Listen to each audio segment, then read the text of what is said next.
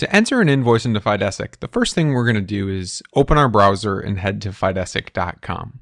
From there, you'll be able to log into the system using the email and password that you initially signed up with.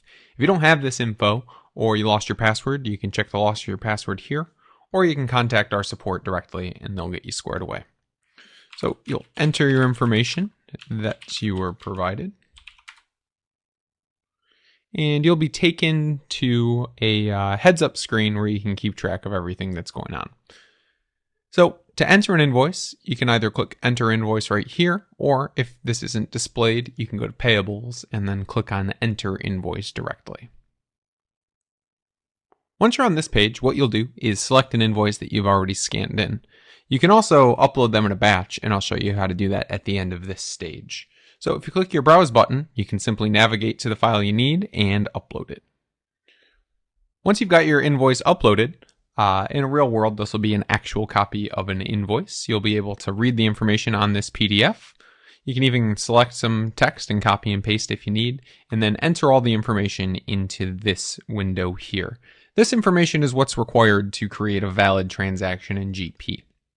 So to enter your vendor, start typing your vendor name, and this will segment based on which vendors have been uploaded from GP. You'll need an invoice number. The invoice date can be selected here. You can also use the keyboard to select it as you need.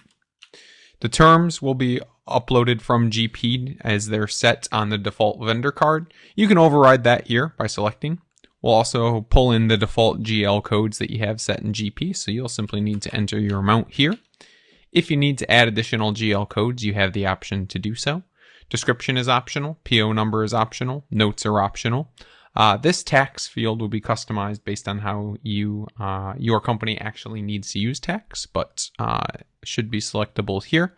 If this all looks good, you can click Save, and that invoice has now been submitted into the approval workflow itself. After you submit, you'll be taken to a page that has some basic information. You can check on the history, you can see where it's being routed in the workflow, and of course you have easy access back to the original PDF just by clicking here. Another way to upload a batch of invoices as opposed to just a single invoice is to go to Upload Documents. Again, you'll have a prompt window here, but from this prompt window, you will be able to select multiple attachments. Once you've got all your PDFs that you'd like to upload ready, you can simply select multiple by holding down Shift, grab all the copies, click Open, and these will all be uploaded into your entry queue.